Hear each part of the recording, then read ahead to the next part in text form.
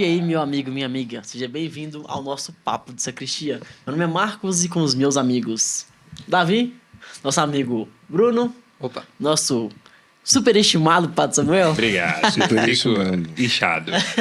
Estamos aqui para partilhar e compartilhar a vida com você.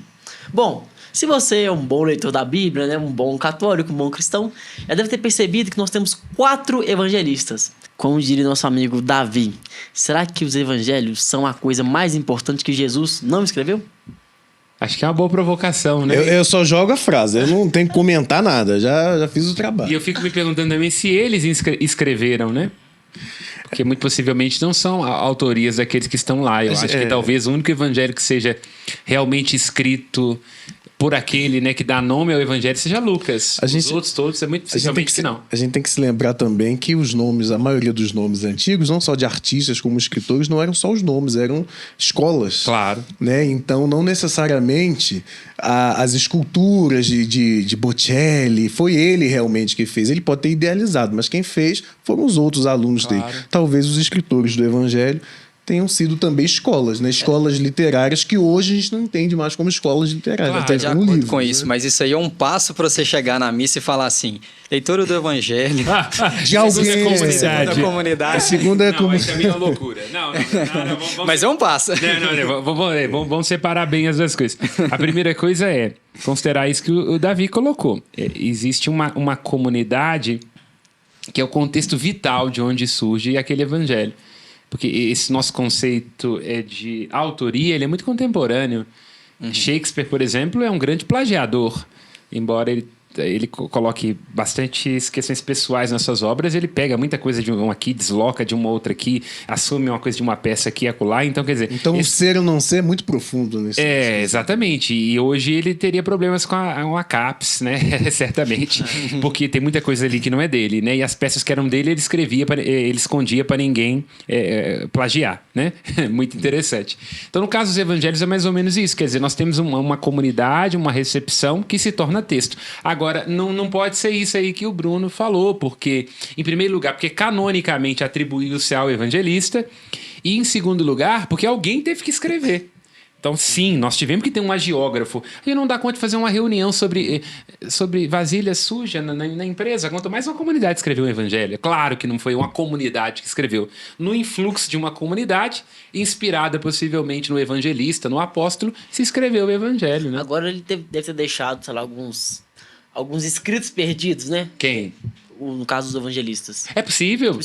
Assim, dentro da gaveta tem alguma coisa, Claro. Aí juntar, peraí. Quando Foi o nós, Lucas que escreveu. Claro, quando nós analisamos, por exemplo, o caso dos sinóticos, que há pontos que convergem, relatos que se repetem, o que nós vemos é que possivelmente há uma fonte, né? Alguns chamam de fonte que ou quelle, que seria uma fonte primária que deu origem aos evangelhos.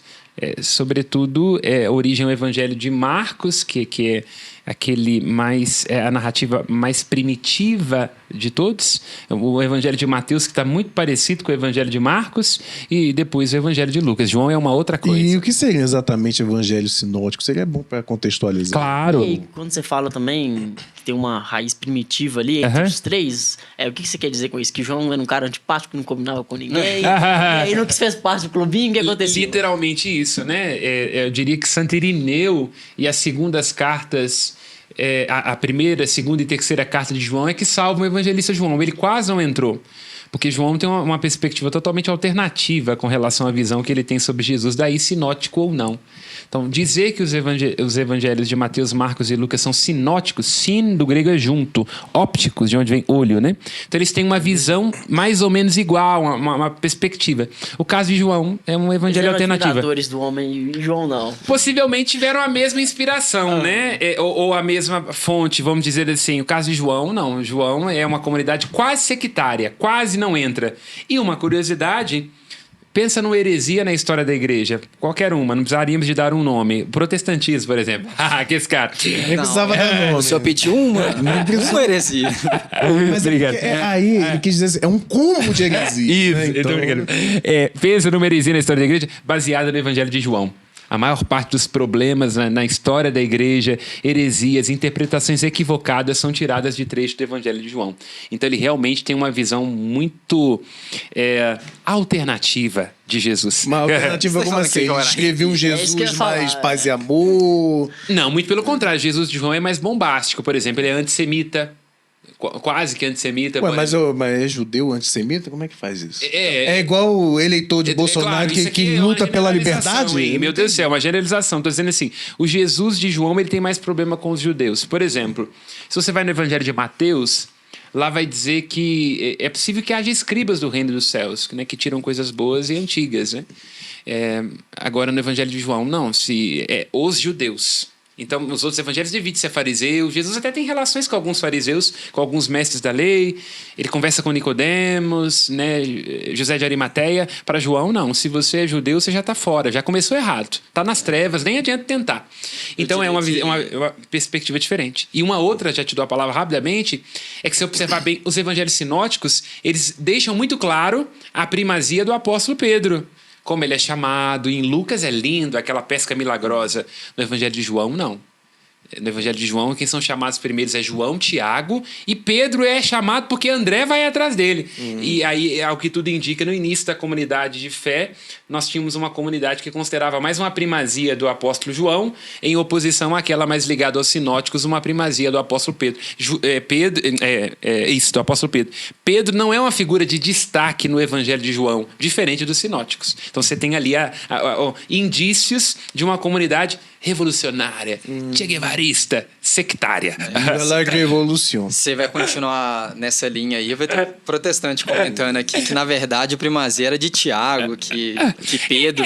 O protestantismo trata isso, né? Essa ideia de que, na verdade, não é a Pedro que está sendo dado aquilo, mas é a comunidade, né? O protestante não entra muito nesse assunto, não, porque para eles a primazia é até do bicho macedo. Então, vamos entrar na seara dos protestantes. Tem apóstolo até hoje, né? Brota e árvore. Com todo respeito, é claro, ecumênico. Quer deixar isso claro. Agora ele tem que fazer disclaimers. E esse apóstolo que você está falando aí é um apóstolo evangelista, porque cada história maravilhosa dele lutando com um crocodilo. Não, desse apóstolo aí protestante. Ele lutando com crocodilo, ele atravessando o rio Amazonas a nado. E nós que temos santo que levita? E nós que temos santo que levita? A gente também, mas a gente tem cultura disso. História, né? Quem não tem dinheiro conta história, né? Quem tem também. Por favor. Achei que você estava falando... Não, achei que você estava falando... Eu ainda tô lembrando do primeiro ponto de João. Tô tomando vitamínicos para melhorar minha mente. O Tiago tem histórias dele, não sei em detalhes assim, mas... Ninguém sabe em detalhes. Não sei se ele lutou contra o dragão, tem uns negócios meio cabulosos. Mas São Jorge. Tiago da Compostela. Não, claro, né? E essas histórias... Ramo, né? Não, e os relatos, eles crescem. Se quem conta um ponto, aumenta conta um conto, aumenta um ponto. Então, evidentemente, nós temos ali, né, as legendas, as histórias e por aí se dilata. Algumas coisas é possível, sim, que tenha tido uma base histórica, né? Nós acreditamos em milagre, acreditamos em coisas maravilhosas. Agora, é lógico que o povo vai acrescentando, enfatizando uma coisa ou outra, né? Mas voltando para os evangelistas, né? Eu ia comentar com relação a João, eu acredito que essas influências... Pode ter muita influência também do contexto histórico e social, né, que ele viveu. Por ser o mais novo, então talvez tenha sido escrito muito depois. Claro, é o último dos evangelhos. O próprio Apocalipse já induz que ele viu uma igreja sofrendo com o império. Com os judeus, por isso que ele tem tanta antipatia, porque nós já estamos dizendo ali perto do concílio de Jâmine, quer dizer, onde o judaísmo coloca para fora quem era cristão, porque até o sinótico você tem uma coisa aí, né? É um parente nosso assim com a ideia alternativa. Depois de Jâmine, não, coloca pra fora. Tanto que é em João que tem aquele trecho lá do cego que é curado. E o pessoal fica perguntando para ele o que foi que aconteceu, vão até os pais e perguntam quem foi que curou esse menino, e os pais falam, ele é maior de idade, é ele que responda. E aí no final, quando ele é colocado para fora, Jesus aparece e pergunta para ele, né, se ele está disposto a fazer parte da comunidade. Então quer dizer que os cristãos teve uma época que nós fomos expulsos da comunidade. O cristianismo foi uma seita, e vocês protestantes estendendo bandeira de Israel Ah, vai ser burro assim longe. Pelo amor de Deus, dá licença. Eu gostaria realmente de dizer que eu não tenho nada com esses caras. Somente profissional. Ah, vai estudar. Vai estudar. Esse programa é uma produção independente de inteira responsabilidade de seus produtores. Mas deixa o Bruno acabar de concluir a argumentação dele. Agora eu já não sei se eu falo do... Fala, velho. Não, Coloca pra fora. Vai! Não, os protestantes, né, como uma forma de tentar desestabilizar... É porque vai virar um programa de protestante. Não, vai coloca aí na tentar mesa. desestabilizar as bases da fé cristã autêntica, ela vai procurar voltar às fontes, né? Por isso que tem 7 livros a menos, é óbvio. Claro. Eles se utilizam dos judeus, de fato, né, como uma contradição entre uma parte dos judeus e os cristãos, eles se agarram a isso para Porque eles não poder... têm história. Claro. Nós temos aí 1.500 anos de história à frente deles. Que não tem história, não têm. rapaz. Eles não têm história. Qual história que E eles uma têm? coisa interessante, por mataram exemplo. muita gente, queimou também, tem história. Também tem. Tem. Podemos inclusive fazer Eu acho que eles têm. sobre Inquisição puritana. Eles têm histórico. Protestante. Histórico. Mas não história. História eles Um não professor têm. didático. Que diferença faz Paulo Freire na vida das pessoas, né? Mas o que... Põe ordem nesse programa, Marcos. Mas o que eu ia dizer é que, inclusive, é uma coisa muito interessante. O protestantismo cita muito pouco o Novo Testamento, né? É muito interessante. Eles amam Paulo. Paulo um pouco mais. Mas os Pelo evangélicos- menos a ala Você já viu- carismática dos evangélicos, né? Mas citam só aqueles textos mais ligados a questões morais e por aí vai. Mas os textos, as cartas, por exemplo, pastorais, é muito difícil você ver um pastor protestante fazer uma pregação. Tiago quase não entrou. Pois Tá querendo muito. Tiago, e tem outros também, acho que as epístolas de Judas, né? Essas cartas pastorais, porque elas já começam a ser católicas, né? O nome é esse mesmo, né? Agora, a gente tem uma ordem cronológica dos evangelhos? É. Mateus foi o primeiro que escreveu? Não, peraí. Não Mateus, né? A comunidade, né? É isso que eu ia falar agora. Que bom E chegar. aí? Os evangélicos têm. Os evangelhos, Opa, perdão. calma, você desculpa. tá virando lá pessoal, O hein? programa tá uma bagunça, uma babel. A gente tem que voltar. Eu queria saber o seguinte: os evangelhos, eles têm realmente uma autoria? É uma pessoa? É uma Deixa eu fazer o meu. Com certeza, Disso. claro. Porque o evangelho, assim, não é uma crítica ao Davi, mas para que fique claro para quem tá em casa, isso é um programa de cultura, né? Claro, é importante. O evangelho é um. Nós temos um evangelho, a boa nova de Jesus Cristo. A partir daí, nós temos os escritos que nós chamamos de evangelhos, e no dito popular Uma aqui, excelente observação. que fique bem claro com relação a esse ponto, né? O Cristo que viveu. Então, por mais que Ele é a boa nova, né? a gente está comentando justamente o foco desse programa de hoje é falar das divergências, mas a pessoa é uma, né? É uma só que aconteceu. Mas você ia falar dos Não, evangelhos? mas porque eu acho assim, a gente tem que lembrar que o discipulado de Jesus basicamente eram de pessoas incultas. Claro. Eram de pessoas do povo. Será que essas pessoas há controvérsias. elas teriam... Não, no início a maioria, sim. Eram pessoas do povo. Será que essas pessoas... Jesus não é um homem peraí, culto. peraí. Eu quero fazer a distinção aqui. Aham. Porque esse é o comentário de quem fala lá que não, a igreja está aqui para evangelizar os pobres, nós vemos pelos pobres. Não. É para todos. Você pode ter uma maioria Depende ali. do evangelista. Pronto. Mas- Juro pra você. Não, sim. Depende do evangelista. João não tinha cara de ser comunista. Muito pelo Não. contrário. João tá mais elitista. Mas Lucas... Mas é isso que eu tô querendo dizer. Aham. Porque foi dito que. Dá ordem Jesus- nesse negócio aí. Por favor. Eu tentei, vamos deixar. Bota o pau na mesa aí, por favor. Jesus veio trazer a Morar boa no nova meio. para os pobres, estava com os pobres. Beleza, tudo bem. Ele estava, mas não é exclusivo de pobre, não, porque senão daqui a pouco nós estamos começando a virar a teologia da libertação. Depende. Aqui. Exclusivo? Depende. Você pode fazer interpretações assim. Por exemplo, para o evangelista Lucas, o dinheiro por si só ele tem uma conotação má. Então, não há a mínima possibilidade de ser discípulo de Jesus e continuar acumulando.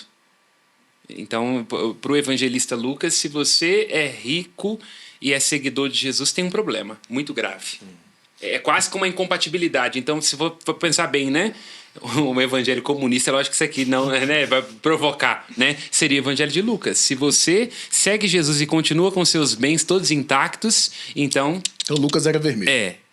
não vou dizer vermelho, né? Não era Ele marxista. destaca em Atos dos Apóstolos que Claro, os por isso, discípulos colocam os seus Claro. bens aos pés dos apóstolos Claro. para Mas distribuição. aí, né? Mas aí, deixa eu voltar primeiro ao ponto que você considerou para a gente trabalhar essas questões, né? Então, quando nós dizemos dos evangelhos, que são narrativas a respeito do evangelho, como o Bruno bem destacou, sim, nós temos agiógrafos. Alguém, por inspiração divina, uma inspiração que aconteceu num momento, né? Uma intervenção divina, alguém teve uma inspiração e escreveu ali aquilo que é necessário para a nossa salvação. Então tem um agiógrafo, tem um escritor sagrado, que pode coincidir ou não com o evangelista. Então é importante situar isso. Eu ia voltar para o assunto de Marcos, né? Ele pergunta de uma questão mais ou menos temporal. O que se vê muito é que provavelmente começa com Marcos, né? Com olhar o Pedro que está envelhecendo e além de ser, né, o príncipe dos apóstolos, ele também é Romano. Príncipes apostolorum. meu Deus. Vamos cantar o hino de Roma aqui? Nossa, Vai lá. mas você diante daquele homem que teve toda a experiência com Cristo e se pensa, quando esse homem morrer, o que vai acontecer com essas histórias? Essas histórias vão se perder. Então a gente vê, né, alguns casos de Marcos, como o menino novo lá que está aos pés do apóstolo ouvindo e redige, né? Claro. Mas Marcos também teve contato com Cristo, né? Não, Marcos não. Não? Marcos não. João Marcos não. João Marcos, ele é sobrinho de Barnabé, não é? Já é uma segunda geração. Nem Lucas, nem Marcos... Lucas e Marcos não tiveram contato com Jesus. Eu uma acho segunda que é dele geração. que eu vi uma vez que a propriedade do Monte das Oliveiras, né, que na verdade era uma fazenda, não sei, um lugar de produção, né, Seria poderia dele. ser da família, não, dele não, né? Família, né? Ele ser uma criança naquela época. Os Atos dos Apóstolos dão um testemunho que ele era um cara muito problemático, tanto que São Paulo não deu conta de conviver com ele. Não sei se antes ou depois ele se converteu. E o fato Paulo era problemático também. Não vamos... O fato é que Paulo fala para Barnabé: se seu sobrinho for, eu não vou. Nossa. Então, quer dizer, tinham brigas ali, né? Mas ao que tudo indica é isso, né? Marcos primeiro, depois logo em seguida Mateus, ali ano 60, 70 os dois, ou Marcos talvez um pouquinho antes, por volta do ano 70, 80 Lucas, e depois 80 em diante é o Evangelho Então de João. os evangelistas nem são contemporâneos, eles nem... Muito possivelmente não alguns são. deles além de possivelmente alguns não serem contemporâneos, pode ser que alguns nem tenham se conhecido. É isso que eu ia perguntar, então eles nem se conheceram. Não havia contato, o que surpreende também o fato de a gente ter pessoas que não tiveram contato escrevendo as mesmas coisas. Significa que há uma base histórica ou, no mínimo, uma questão oral muito consolidada na comunidade. Que é o que é muito mais provável, né? Claro. Mas base histórica, sim, pelo fato de que alguma coisa ali se conservou, né? Então, aquilo que está na narrativa, em pontos diferentes, em lugares diferentes, sendo dito do mesmo jeito, é muito possível que se reporte a uma tradição muito antiga. E o fato dela ter paradoxos, o fato dela ter atravessamentos, é um ponto a favor para a base histórica, né? Você não colocaria uma negação de Pedro, por exemplo, numa coisa inventada. Entendeu? Tá difícil convencer João que Pedro entendeu? Você vai colocar que ele negou, entendeu? É aquela velha história. O povo aumenta, mas não inventa. Claro, né? você tá entendendo? Tá difícil convencer alguém dos nossos da autoridade de Pedro. Você vai colocar que o CEO da empresa começou ferrando com o fundador. Então, quer dizer, são trechos como esse, paradoxais e controversos, que dão testemunho de que houve, de fato, fatos que se tornaram base para os relatos. Né? Mas agora, essa diferença dos evangelhos não causa uma É claro que já causou. uma confusão dentro com a igreja? É claro. E a gente, como leitores médios, geralmente não se atém às divergências. Mas há divergências profundas. Como, por exemplo, se eu perguntar para vocês assim: quem é que lavou os pés de Jesus? Não vai dizer Santa Maria Madalena, não, porque aí é erro de Santo Agostinho e São Gregório Magno. Mas quem lavou os pés de Jesus? Me digam aí. Maria, irmã de Marta e Lázaro? Pois é. Aí vai depender se você estiver falando do Evangelho de João. Mas se você for, por exemplo, no Evangelho de Mateus, vai dizer que foi uma mulher na casa de Simão o leproso. Se você olhar para Lucas, vai estar dizendo, bem no início, que a mulher entra na casa de um outro Simão que não era leproso. E aí, quem tem razão? Mas há o fato de que alguém lavou, uma mulher lavou os mas pés de aí Cristo. os evangelistas divergem profundamente sobre quem é essa mulher. Para uns é irmã de Lázaro, para outros é uma mulher que é adúltera, não sei, prostituta. Para outros é alguém ali que foi fazer uma unção antecipando a paixão de Jesus. E aí, quem tem razão? Depende de quem pagou mais pro nome aparecer no livro, né? Na obra. Entendeu? Aí, por exemplo, quando Jesus vai curar a filha de Jairo, ele recebe a notícia de que ela está morta ou não? Quer dizer, ele chega sem ter conhecimento dessa notícia. Vai depender do evangelho, vai depender de Marcos e de Mateus. Alguns vão dizer a filha está doente, outros já vão dizer no meio do caminho ela está morta. Então depende. Uma outra questão, por exemplo, a data da Páscoa é quando, né? Jesus é preso na quinta-feira santa, podemos dizer assim, ou depois? Vamos dizer assim, Jesus morre durante a festa da Páscoa ou antes da festa da Páscoa? Depende. Se for nos evangelhos sinóticos, primeiro ele celebra a Páscoa com os discípulos, depois ele morre. Se for para João, não. Tem que tirar o corpo rápido, porque nós temos que preparar a Páscoa. Entendeu? Então depende, são divergências profundas entre eles. Agora eu me perdi mesmo. Não, hoje em dia, se a igreja tivesse essa loucura, essa histeria ideológica que ela tem hoje em dia, nós seríamos um evangelho só. Porque João, a turma de João ia chamar Lucas de comunista e o povo ia chamar Mateus de elitista, porque tem uma preocupação danada com a igreja, com bens. Ou então cada grupo iria se apegar ao seu evangelho e ia pregar o seu evangelho. Hoje, ainda bem que o Espírito Santo chegou antes, porque hoje, se colocasse para decidir quais evangelhos são a tradução de Jesus, não ia ter espaço. Eu acho que o evangelho que ficaria seria Mateus. Marcos ia sair, porque Jesus em Marcos ele sabe muito pouca coisa. Você pergunta pra ele a coisa, ele não sabe. Ele chama uma mulher de cachorra. Isso dá problema de politicamente correto. Lucas não ia ficar porque ninguém gosta de pobre. Esse negócio de pobre vai encher o saco. João não ia ficar porque ele é antissemita, porque o Jesus de João ele toma um tapa na cara e quer revidar. Fica Mateus, porque fala de igreja, instituição, é bonitinho, é catedrático, não caça muita briga com ninguém. Eu acho que seria um evangelho. Mateus. Eu acho que Mateus é um evangelho para a família brasileira. Mas é por isso que... Olhando... Gostei de Lucas, porque eu gostei de Lucas. Com a ótica católica, né? É por isso que agora eu me perdi mesmo. Não, eu acho que você destaca por isso. Você falou que abraçou, né? É porque justamente o próprio Atos, né? Digamos assim, um livro tão recente, ele já fala de uma controvérsia ideológica, por assim dizer. Que quase acaba com a igreja no início, de cara, né? E aí a gente percebe, isso fica como uma prova pra gente, de que tudo bem, houver dentro da igreja, houver dentro dos santos, uma posição, uma visão diferente com base nas suas experiências, com base nas suas moções particulares, e desde que convive fique bem. Dentro de casa, né? Desde que fique tudo dentro, sim. Né? Tudo junto. E desde que haja um árbitro. E quem é o árbitro dessas decisões ao longo da história da igreja? Embora nós podemos falar que a questão é meio controversa, mas enfim, é o que nós acreditamos como católicos, o Papa. Então, se estamos divergindo, como lá na reunião, concílio de Jerusalém, tem uma ala de Tiago, irmão do Senhor, que diz, não, tem que circuncidar e não tem jeito, Como é que nós vamos invalidar a lei de Moisés? Aí vem a outra ala, que é a ala de Paulo, e fala assim, mas eu cheguei para conversar com os pagãos, nem batizados eles eram e receberam o Espírito Santo, como é que eu faço? Aí vem Pedro e se pronuncia e diz, olha, não vamos impor pesar dos fardos sobre os pagãos, porque nós não demos conta disso, mas também não vamos nos comportar como se nós não tivéssemos lei, porque o importante para nós é o batismo. Então o Papa, historicamente, é o responsável por isso. A questão irônica é que até anteontem, e é anteontem mesmo, quem escolhia os papas eram os imperadores, né? E quem convocava os concílios também. Então, tanto é que o conselho mais importante para esses o que será que motivou o imperador a querer que a igreja definisse muito rápido que em Jesus não há divisão e que ele é homem e Deus? O que será que motivou o imperador a deixar tudo muito clarinho de que há um único princípio? Fortalecer a autoridade do Kaiser, né? Claro, não estou dizendo que o Espírito Santo não tem utilizado disso, mas que os concílios, até anteontem, até Vaticano I, eles eram arquitetações políticas, de interesses políticos. Esse é o fato da história da igreja. Kaiser é o César, o César, latim, né? Claro. Dá dor de barriga, né? Aquela cerveja ruim, né?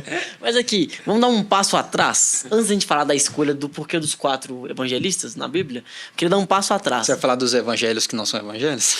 Não, também. Mas só pra contextualizar. Somente João e Mateus que conviveram com Jesus, certo?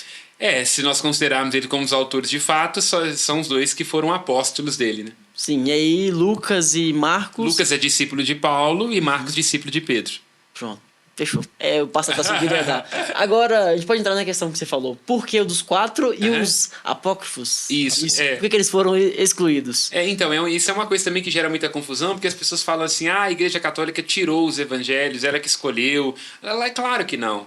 Porque teria se eliminado essas contradições, tem pontos polêmicos e embaraçosos que fizeram a própria igreja sofrer para ter que resolver. Como, por exemplo, o trecho do Evangelho de João, onde Jesus diz assim, o Pai é maior do que eu. Isso tem um problema danado, porque como que Jesus, a segunda pessoa da Santíssima Trindade, está dizendo que Deus Pai é maior do que ele? Então, é claro que a igreja teria resolvido uma série de problemas que são ali embaraçosos. No Evangelho de Marcos, por exemplo. Então são trechos que foram retirados? Não, nenhum trecho foi retirado. Porque eu estou dizendo, se a igreja quisesse retirar, ela teria tirado trechos embaraçosos. Vou citar aqui uma questão polêmica. Abre o início do Evangelho de Marcos, por exemplo, e veja lá no capítulo 3, quando fala que os parentes de Jesus estão achando que ele ficou louco. Marcos coloca Maria no mesmo bojo. Ele coloca todo mundo. Tanto que ela, com os parentes e irmãos de Jesus, vão até lá e falam assim, a gente quer ver Jesus. Aí vão até Jesus e falam assim, seus parentes e sua mãe estão aí. Ele fala, meu parente, minha mãe e meu irmão?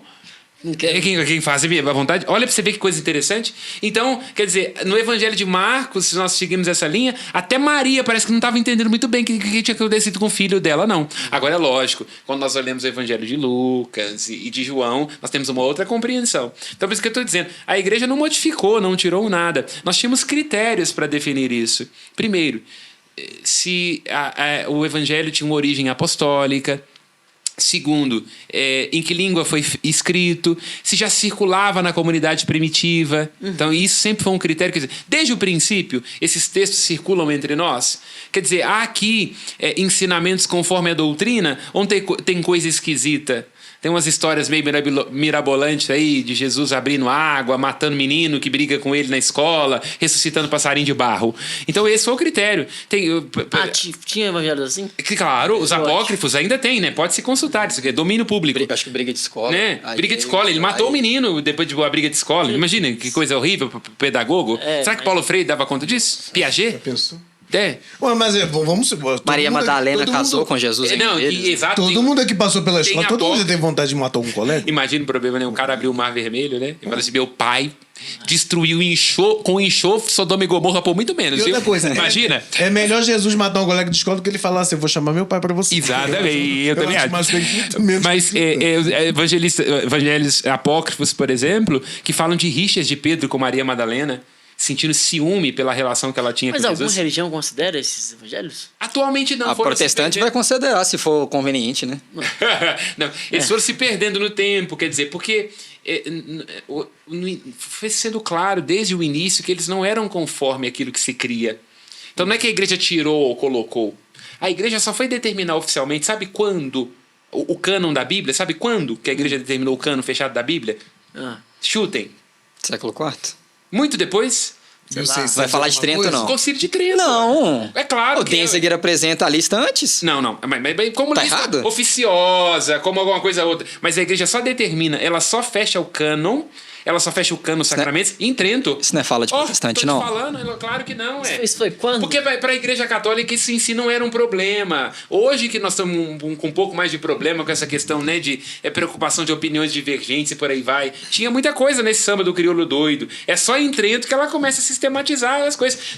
Tinha Concordo que ela sistematiza muita coisa. Trento foi quando, gente, mais ou menos? Século XVI. 1500 e alguma coisa, terminando em 1587. Então, chutei certo. Claro, ela fecha o cânon bíblico em Trento, para dizer, olha, aqui está fechado o cânon. Entende? Agora, aí que eu concordo, o que você pode estar entendendo. 400. Lá, já nos primeiros anos, tem-se o discernimento dos livros inspirados. Isso é o discernimento. Agora, fechar o cânon bíblico, aí é Trento. O cânon está fechado a partir de Trento. Agora, a consideração da inspiração... O que entrou já estava dentro, o que não entrou não entra mais. Exatamente. Fechamento do cânon é Trento. Nós podemos dizer, talvez, que até Trento é como se a igreja dissesse assim, vai que surge alguma coisa inspirada que a gente não está sabendo ainda, né? Então vamos deixar a meta aberta. Agora, exatamente, agora Trento não, a partir de Trento ela diz, não, é 7 sacramentos, vamos parar com esse negócio, ficar abençoando medalha e falar que é sacramento, não tem isso não. E a mesma coisa a Bíblia, tá fechado, não vai colocar mais nada aqui não tem mais nada para aparecer, entendeu?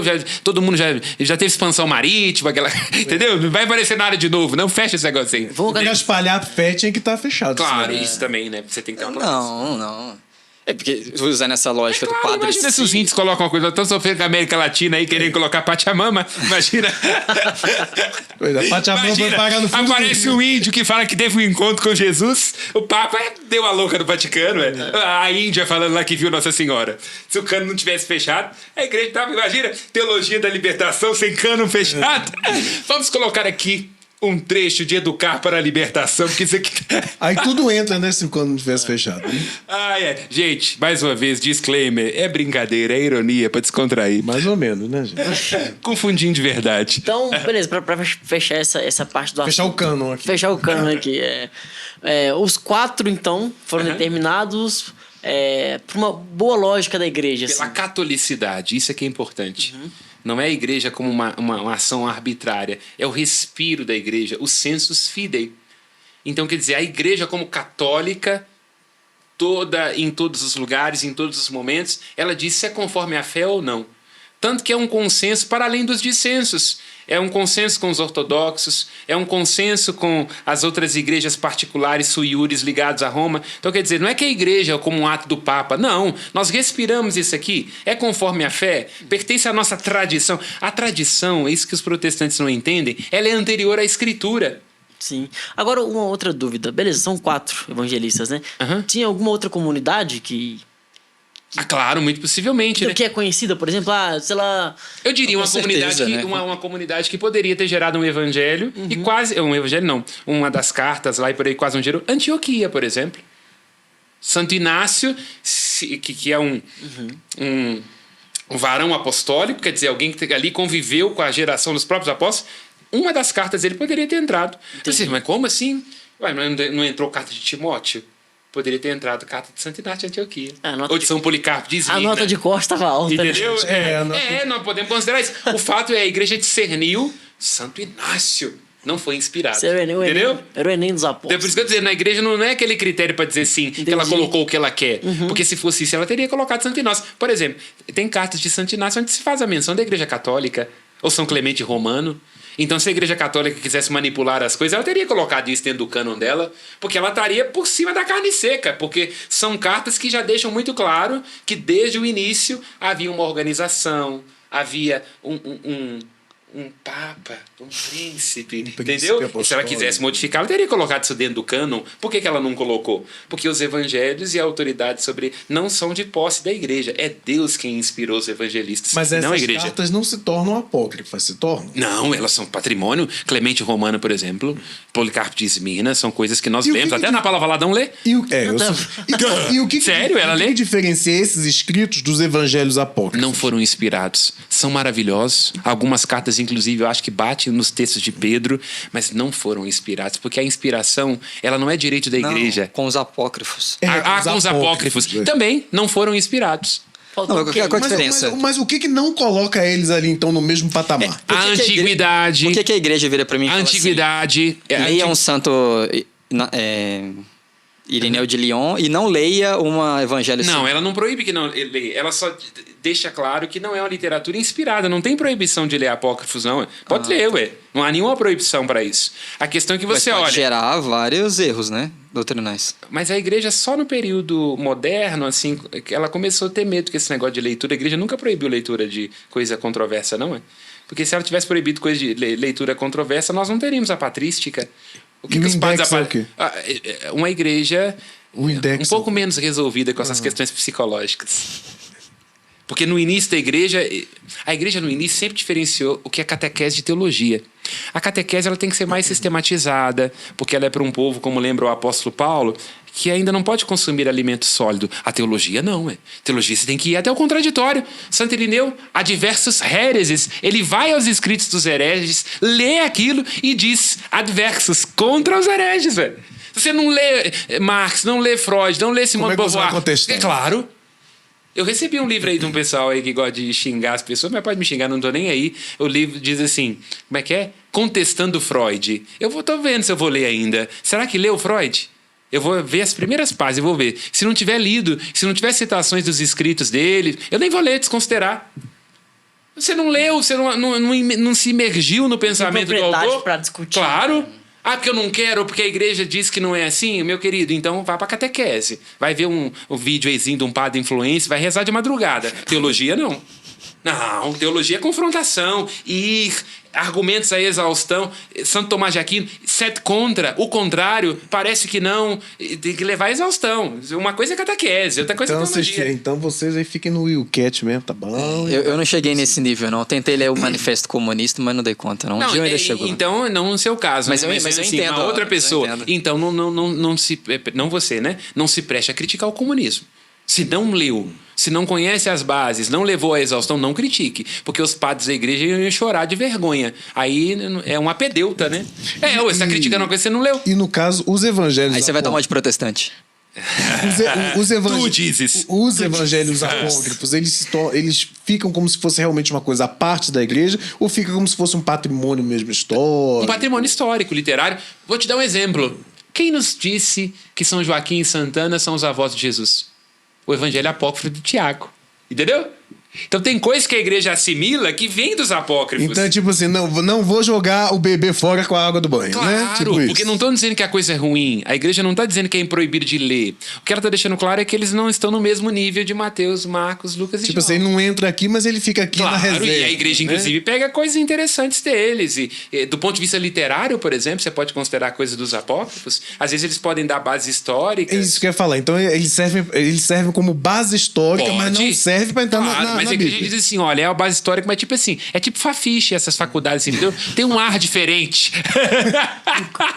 Mas o fato dele... Tem uma fumaça aqui que não é a Xeriná. Mas aí... Não vai escutar muito isso aqui, não. Não é fogo do Espírito Santo. Isso, tem outras coisas alternativas aqui. Mas que aí... é bom, mas não do tempo todo. Mas aí a minha... Você criticando a FMG, não tem Fafiche na PUC, não? Tem. No caso da PUC é geografia. Geografia lá. Mas é isso, eu ainda tô assim, com uma A gente dúvida. passava lá com os livros de Santo Tomás de Aquino, assim, olha. A gente escrevia capítulos da Suma indescritíveis. Mas aí então... Mas será que o fato deles não poderem entrar na Bíblia não invalida eles de alguma forma? Não, porque uma Eu coisa... falei, a nota de corte não, tá é por isso que eu tô dizendo. Mas essa pergunta ela é importante. A sua pergunta é importante. É isso que as pessoas hoje não entendem, nessa histeria ideológica. Você tem níveis de aceitação das coisas, níveis de confrontação. Uma coisa é o evangelho, uma coisa é a doutrina sólida, o núcleo duro da igreja. Outra é a liberdade do pensamento humano, de discorrer, de pensar. Então o apócrifo não é um livro demoníaco. É um livro de alguém que escreveu por razões, porque queria mandar uma carta para alguém, porque tem uma interpretação sobre os fatos. Para que a igreja vai proibir isso? É por isso que eu disse, só no período moderno que a igreja resolve começar a queimar as pessoas. Por quê? Porque ela se distanciou da iluminação medieval. Porque Santo Tomás de Aquino não mandaria uma pessoa divergente para a fogueira. Aí ele ia ler tudo. Claro. Consumir, devorar tudo. Ele ia ler e ia fazer questão de falar, você é um idiota que você está falando aqui, você sabe, né? Mas ele não colocaria na fogueira. A igreja deixou de fazer isso durante o período medieval, aí ela deu à luz a um filho bastardo, que se chama o quê? Vários, né? Modernidade, secularismo, anticlericalismo. É por isso que eu falo, antes de ficar acusando esses meios aí que criticam a igreja e por aí vai, tem que entender a origem deles. Tem um ranço. A igreja se emburreceu depois do período moderno. Adorei. Então, só para fechar aqui, então, no caso, o apócrifo não é um livro mentiroso, porque é isso que é pregado. Não, o apócrifo é um livro de mentira. Nem mentiroso, nem demoníaco. Não, ele só não é um livro que foi inspirado. Simples assim. Pra fechar de vez, então. Fechar o cano, né? Pra fechar o cano. Mas é que aí eu prefiro a Epson, né? Mas beleza. Você pode repetir, então? Você tinha falado, por exemplo, que Lucas seria um evangelista hoje que defenderia mais a área pobre da igreja. Assim, fazendo generalizações assim, apropriações selvagens. Que é isso? Um perfil. Qual a área da igreja hoje? Hoje, se nós pudéssemos dizer assim, olha, Eu vou traduzir isso associando os evangelistas aos papas. Vamos dizer assim. O Papa João Paulo II, ele seria um papa do Evangelho de Mateus. Preocupado com a estrutura, preocupado com uma consciência das nossas bases, muito preocupado com as questões internas dividindo a igreja. Mateus tem 5 discursos, dentre os quais um discurso à igreja, capítulo ali 16, 18, 19, onde ele vai dizendo de como que a igreja deve se comportar, que é necessário perdoar o irmão e por aí vai. João Paulo II seria um papa mateano. Logo em seguida, eu diria que Bento XVI seria um papa joanino, muito preocupado com a teologia, muito preocupado com uma contemplação, mais místico, um papa que desenvolve mais os discursos. Pega, por exemplo, uma multiplicação dos pães, que num contexto dos evangelhos sinóticos, Jesus teve compaixão, multiplicou os pães e distribuiu, e ele destrincha aquilo em vários capítulos, em vários discursos. É Bento XVI. E Papa Francisco seria um papa lucano, um papa muito preocupado com uma igreja... Loucano. Loucano, isso, porque um papa muito preocupado com os menores, os excluídos, que começa o seu evangelho. Né? Exato. Começa os evangelhos dizendo que são as mulheres que são as primeiras portadoras da graça. Os homens do evangelho de Lucas estão sempre perdidos. Zacarias está meio assim, né? José nem aparece. Maria, Isabel, Ana, estão atentíssimas, são os anauinhos pobres, né? O lugar das mulheres que acompanham Jesus, a consideração da misericórdia, né? Lucas vai a um Deus que nos ama pelas entranhas, ele é um pai que espera o filho voltar, então está muito ligado ao Papa Francisco. Um evangelho muito reticente com a riqueza, com a instituição, que para Lucas, assim, começou a institucionalizar demais, começou a juntar dinheiro, não vai dar certo. Se é rico, não vai entrar no reino, não adianta. Então, eu diria assim, né? E o Evangelho de Marcos, deixa eu ver aqui...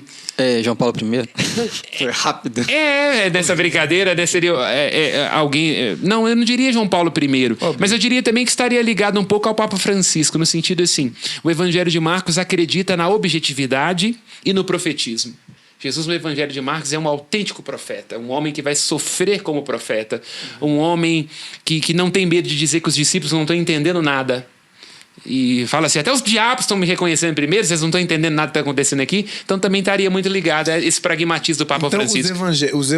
Essas divergências essas divergências nos evangelhos, na verdade, são divergências históricas, de ponto de vista, porque eu sempre achei que essas divergências vinham de acordo com as facetas de Cristo. E aí que eu coloco a provocação para a gente terminar e talvez continuar esse papo num outro momento. Eu acho que Cristo era assim. Porque não se teria escrito coisas tão diversas sobre ele se ele não fosse uma pessoa que soubesse ser exatamente aquilo que precisava com cada pessoa. Sim. Entende? É claro. Ele tem posturas diferentes. Claro, ele tem posturas diferentes de acordo com cada situação. Cada nível. Então, Jesus não era um cara intolerante, Jesus não era um cara rígido. Ele me parece alguém que sabe transitar muito bem nos meios, nos meandros e recolher o que há de melhor na diversidade, garantindo a unidade. Tem coisas, por exemplo, as quais Jesus não permite que se tergiverse. A sua paixão, a sua entrega, ele não permite. Porque isso é o núcleo da fé. Agora, sobre como isso acontece, se é mais aos pobres, mais aos ricos, se é com progresso, se é com com conservação, né? Aí não, cada um pode apresentar segundo a sua perspectiva, né? Amém? Amém. Amém. Você aí, meu amigo e minha amiga, que também não quer entrar pelo cano em relação aos evangelhos, curta, comenta, compartilhe e vem fazer parte da família Papo de Sacristia.